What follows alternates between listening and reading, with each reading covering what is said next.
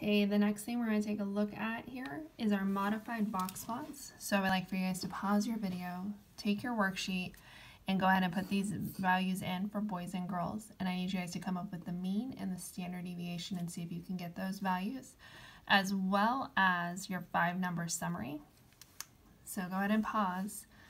And then I want you guys to, once we have these numbers, and go down here, and we're going to look at the 5-number summary. If you notice, with the 5-number summary, we have these values, and for the girls, we had these values also. And then down here when we do our box plot, you'll notice that the boys had no outliers. Those values were all within the lower and the upper fence.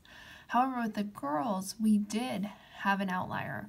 And again, if you're lost on these formulas, you go back and look in your notes. $250 is an outlier. This was larger than our upper fence by quite a bit.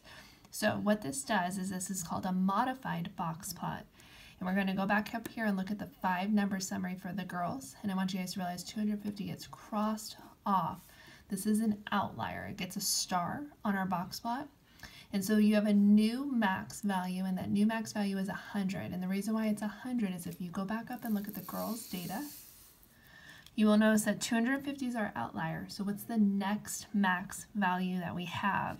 The next max value that we have is 100. So this is the new value that becomes our maximum value in our box plot. So when we go through and we actually do our box plot, for boys, that's the same thing we've done in class, nothing exciting. But for girls, your max value is now at 100. And you put your fences on. And now you'll notice that you have a star out here for the value of 250, which was an outlier.